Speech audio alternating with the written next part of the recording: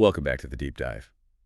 You know, usually when we sit down to talk about mind over matter, Hmm. it's in a very specific, almost superficial context. Yeah, very much so. It's those motivational posters. It's visualizing the finish line or, think positive thoughts, and you will get the parking spot. It's Yeah. light. It's fluffy. Right, the whole toxic positivity thing. Exactly. Oh, But oh, tonight we are turning the lights down low. We are stripping away the fluff and oh getting into no. something that is equal parts philosophical masterclass, psychological thriller, and, well, honestly, a bit of a ghost story. What a funny one. Yes, a funny one. It really is. It definitely has that late night chat vibe tonight. Right. We are looking at a document from 1966 that takes that mind over matter concept and it pushes it to its absolute limit. It really does. We are analyzing a transcript that challenges pretty much everything you think you know about how your body works, how time flows, and honestly, how much privacy you actually have inside your own head. Right. I mean, just imagine having a mentor who can not only read your mind, but can literally see inside sealed envelopes you haven't even opened yet. It's wild. That is the situation we are stepping into. But before we get too deep into the spooky stuff, we have to handle the housekeeping. We do. Just a crucial reminder to everyone listening, the deep dive is distributed entirely free of charge on all major platforms. Our goal here is strictly educational. We are here to learn, to explore, and to question the source material impartially. Absolutely. And our source material for this deep dive is just incredible. We are looking specifically at session 278 of the early sessions, book 6 of the Seth Material. This specific session was recorded on August 8th, 1966, and of course full credit goes to the New Awareness Network for publishing these transcripts and keeping this material in print. It is so fascinating to look back at this specific date because the energy in the room, Jane Roberts, her husband Rob Butts, and the entity known as Seth, was just palpable. For those new to this, we should probably set the stage properly.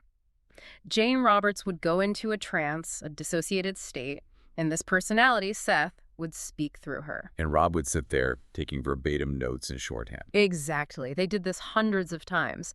And in this particular session, the mission, if you will, is threefold. It covers a lot of ground. It really does.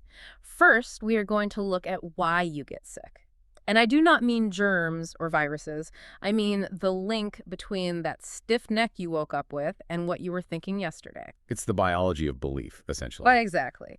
Second, we're going to talk about the fear of success, which sounds paradoxical, right? Why would anyone be afraid of winning? Right, why would you fear the thing you are actively working toward? But Seth breaks it down in a way that actually made my jaw drop. It is one of the most insightful psychological profiles I have ever read. It explains so much about self-sabotage.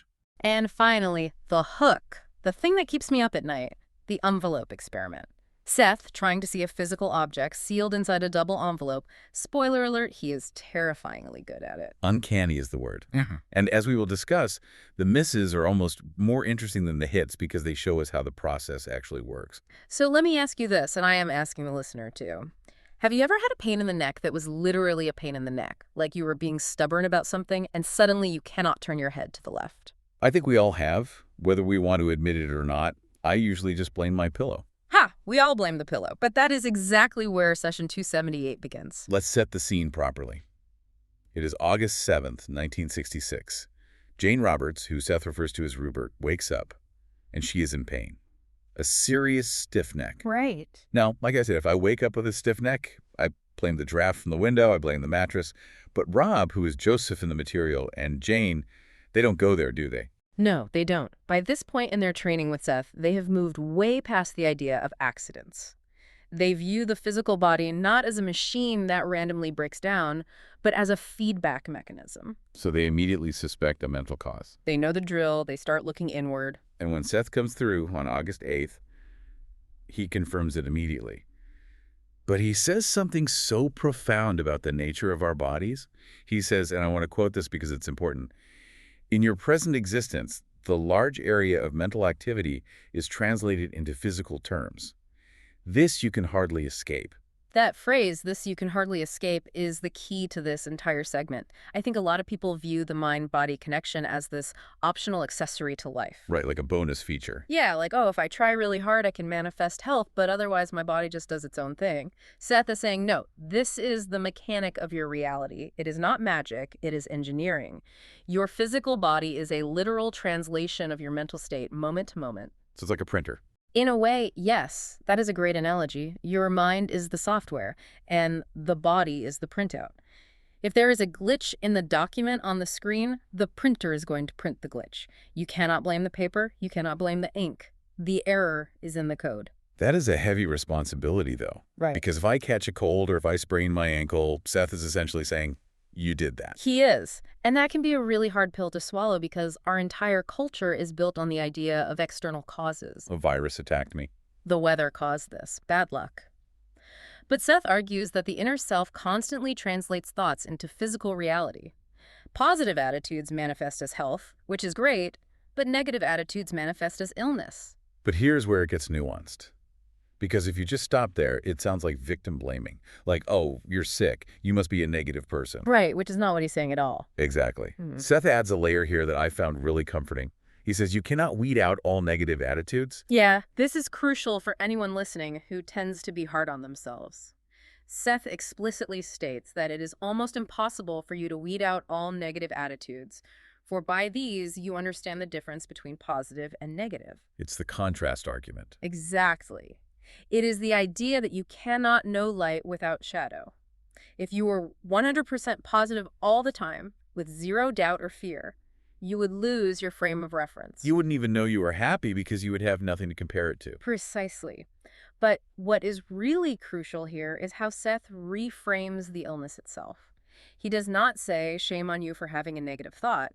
He says, by seeing physically the results of your inner activity, you better understand the nature of inner activity itself. That was the light bulb moment for me.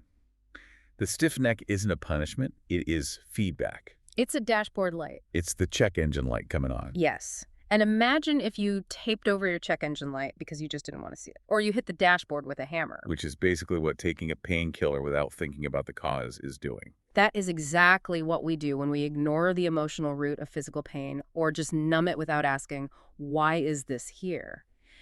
Jane's stiff neck was her body screaming, hey, look at this specific mental pattern you are running right now. It changes the entire relationship you have with pain. Instead of fighting it, you are almost supposed to thank it for the information. Thanks for letting me know I am stressing out. It empowers you. If you created it, you can uncreate it. But first, you have to understand the specific pattern that caused it. You have to read the printout to fix the software. So let's look at that pattern because this gets into our second segment, the fear of success. This is the psychological deep dive. It is so relatable. Jane thinks she knows why she is upset. She is waiting for her book on ESP to be published. There is a delay. She tells Rob, I'm just so annoyed by this delay. I want it out. I want to see it in bookstores. That is the conscious rationalization. It makes perfect sense. It is logical. I did the work. I want the reward. It fits the narrative of the struggling artist perfectly. We tell ourselves these exact stories all the time. But Seth calls absolute nonsense on this. He digs right underneath that surface logic. He says he is not upset basically with the delay in his book publication.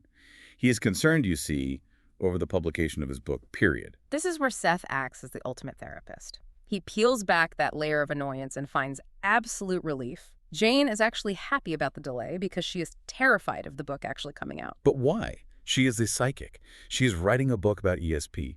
She's been doing this for a while. Why is she scared now? It is the vulnerability of exteriorization. Seth explains that Jane has these strong inner efforts. She has been doing this work privately in her living room with her husband. It's safe. It's contained. Nobody is judging her. Exactly. But publication means those private thoughts become exteriorized. They become public property. And that opens the door to massive judgment. Seth gives this brilliant profile of Jane's personality, and honestly, it applies to so many creatives and thinkers out there. He says he fights for what he believes in, but he also has strong docile tendencies. I love that contradiction. The fighter who desperately wants to be docile. It is the individualist paradox. Jane is fiercely independent. She wants to blaze her own trail. She wants to challenge the status quo.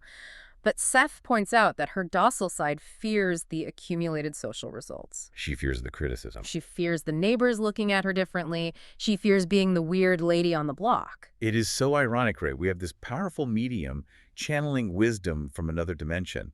And she is worried about what the lady next door thinks of her. It is humorous, but it is also just deeply human. We all want to be seen, but we are terrified of being watched. There is a massive difference. Being seen is validation. Being watched is scrutiny. And Jane was bracing herself for the scrutiny. And Seth, being Seth, he does not let the humor of the situation slide. He makes a pun that is just chef's kiss.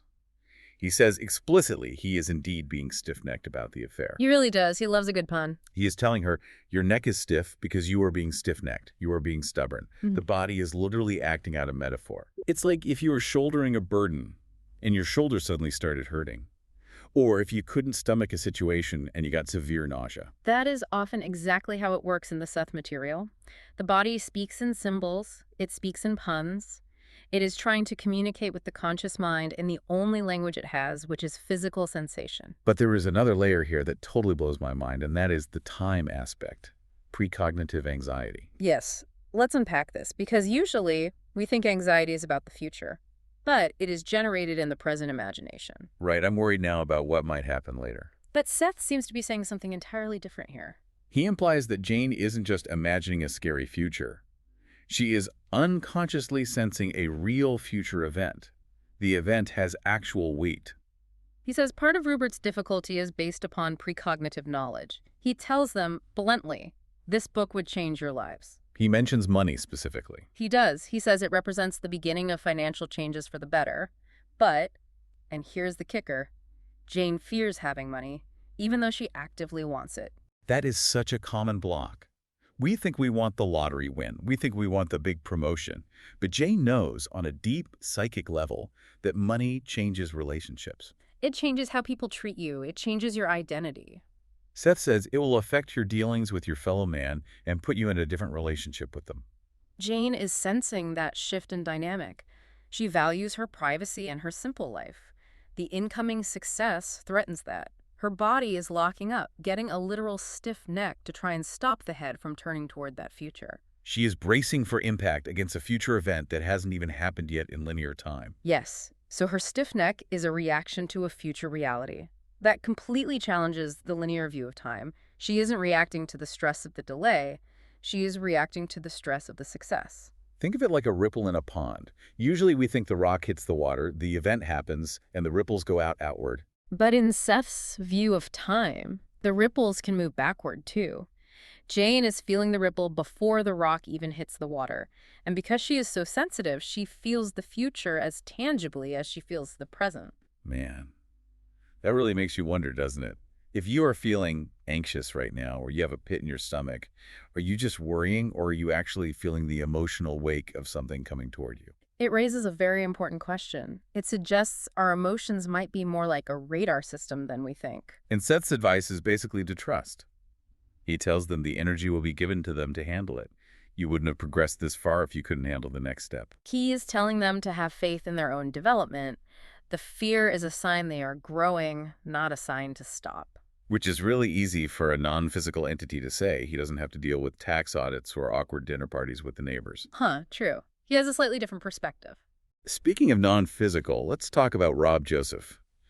While Jane's dealing with her stiff neck and her fear of fame, Rob is apparently just flying around the astral plane. He is. Seth confirms that Rob has been having successful projections out-of-body experiences, even though Rob does not consciously remember most of them. This is a really common theme in these early sessions. The idea that we do all sorts of cool, expansive stuff when we sleep, and then we wake up and just forget it entirely. But Rob remembers one specific dream this time, the falling man dream. Right. Rob records a dream where he sees a man falling through the sky. He panics for the man, and then he somehow gives the man a parachute. Now, a standard Freudian interpretation of that might be about insecurity or a lack of control or fearing you are letting someone down. But Seth's interpretation is purely mechanical. It's technical. Completely mechanical. Seth says you were legitimately projecting. The sensation of falling wasn't symbolic of failure. It was the literal sensation of the consciousness returning abruptly to the physical body. That jolt we sometimes get when waking up. That hypnic jerk. Exactly. That is the re-entry. And the parachute, where does that fit in? The parachute was Rob's mind creating a safety mechanism.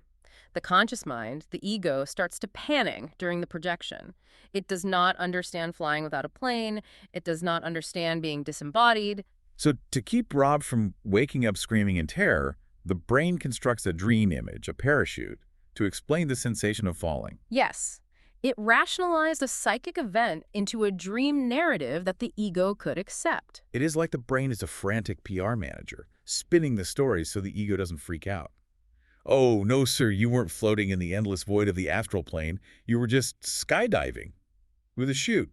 Everything's totally normal. That is a perfect analogy. The brain absolutely demands a logical context for physical sensations. If the body feels like it is falling rapidly, the brain invents a cliff or an airplane. But the actual event was the projection itself. And Seth is very practical about all of this. He doesn't just analyze the dream and leave it at that.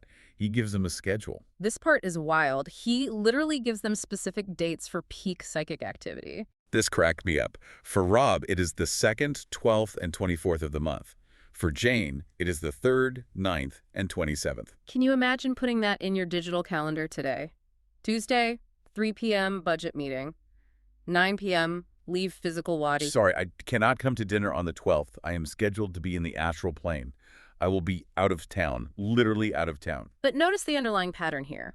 Seth connects this to the creative cycle.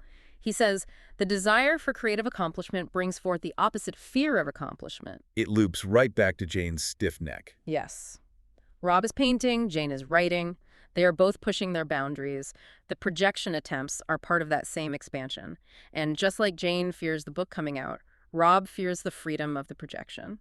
Seth says at the point of highest accomplishment, often you fear that nothing has been accomplished. That quote hit me hard. It is so true. It is that intense imposter syndrome creeping in right when you're about to break through to the next level. It is essential to recognize that dynamic. Seth is normalizing the fear for them. He is saying, you are terrified because you are succeeding, not because you are failing. Fear isn't a sign to stop. It is a sign you are peaking. Okay, so we have the biology of the stiff neck, we have the psychology of the fear of success, we have the astral mechanics and the parachute. Now we get to the part where the rubber meets the road. Or where the mind meets the paper in this case. Segment 4, the envelope experiment. This is one of the things that makes the Seth Material so unique compared to other channeled works. It is not just philosophy. They tested it hundreds of times. Rob would seal an object in a double envelope completely blind, and Jane, in a trance as Seth, would describe it. So let's look at the setup for this specific session on August 8th. The object is a postcard sent to them by their neighbor, Leonard Yogs. He sent it from Maine. Right. Jane and Seth have not seen this card. It is sealed inside layers of thick paper. And remember the massive constraint here.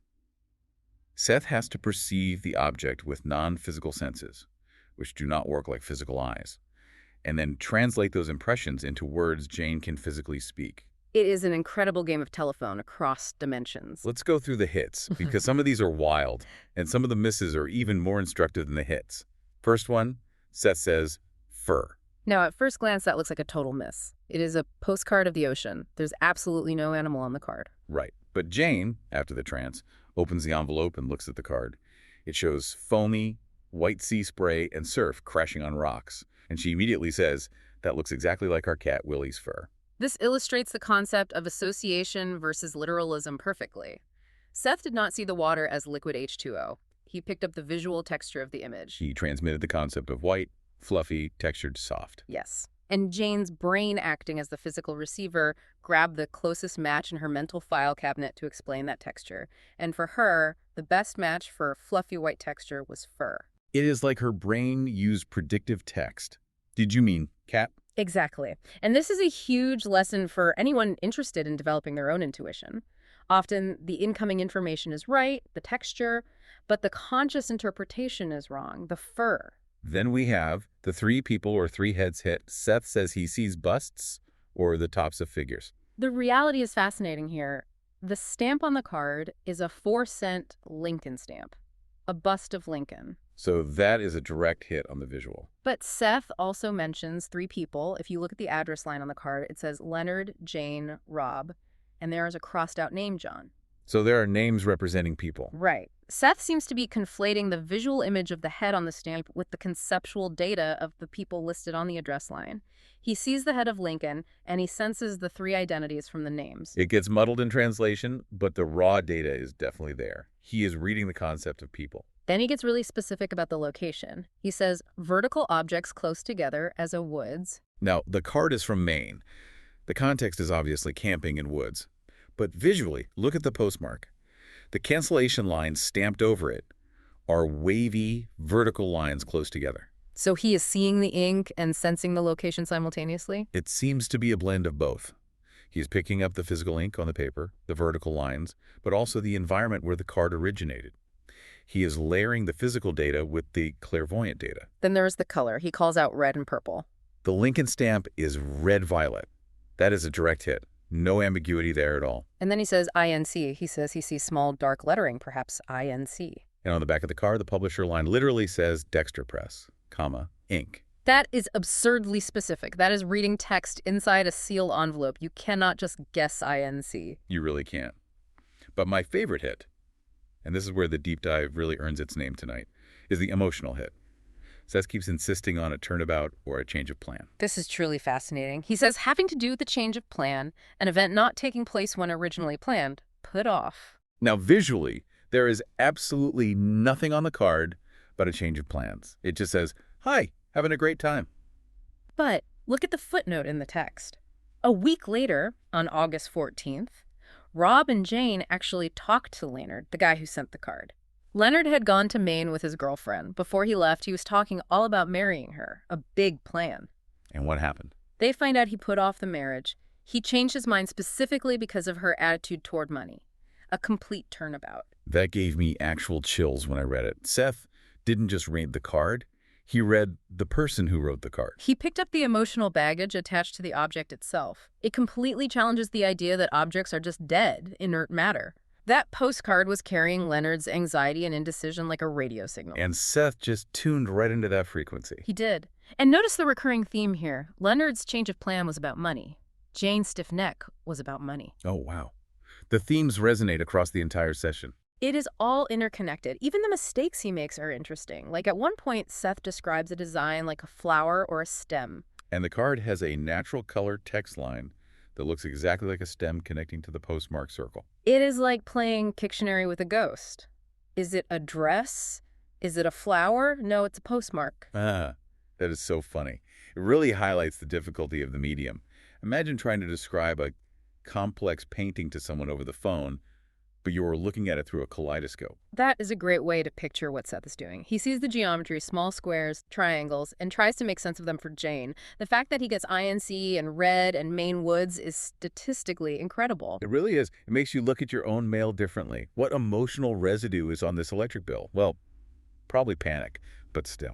Probably a whole lot of anxiety on that one. So we have covered a lot of ground tonight. Yeah. We have gone from a stiff neck to astral parachutes to psychic detective work on a postcard. What does this all mean? If we zoom out, what is the ultimate takeaway from session 278? If we synthesize all of this, the message of session 278 is really about integration. You cannot separate your mind from your physical body. You cannot separate your private thoughts from your public reality. And you cannot separate the present from the future. It is a completely holistic view of the universe. It is. The body is a barometer. If you are hurting, check the pressure, check your thoughts. Jane's neck was a literal brake pedal she was slamming on because she feared the speed of her own impending success. And the envelope experiment proves that our definitions of seeing and knowing are just way too small. We are broadcasting information all the time. We are, and we are receiving it all the time, too. The stiff neck, the dream, the hunch, they are all valid data streams. We just need to learn how to read them without letting our ego get in the way. So here is my final provocative thought for you, the listener. We talked a lot about Jane's precognitive anxiety today. She was feeling the heavy weight of a future event, the publication of her book, long before it actually happened. What physical sensation are you feeling right now? Is there a tightness in your chest, a lingering headache, a jittery knee? Ask yourself, is this just stress? Or is this an echo of something that hasn't even happened yet? Are you reacting to a future success that threatens your current identity? Are you bracing for a massive change you haven't even agreed to yet? That is a very deep question to meditate on. Don't just pop an ibuprofen and ignore it. Yeah. Ask the pain what it actually knows about your future. It certainly is a completely different way to live your life. Now, if this deep dive gave you chills, and I really hope it did, you need to go straight to the source. We're just skimming the surface here. Do not just take our word for any of this. Absolutely. The Seth material is dense, rich, and genuinely life-changing. You can find these books, including the early sessions, at sethcenter.com/the early sessions. Support the New Awareness Network. They are doing incredible work keeping this material alive, and reading the raw transcripts is a completely different experience than just hearing about it. Read the words yourself. There is a texture to Seth's voice in the text that we can only glimpse here. You will mark my words in the future, as Seth said. Indeed. Thank you for joining us on this deep dive. It has been quite a trip. A projection, you might even say. Nice one. See you in the astral plane, everyone.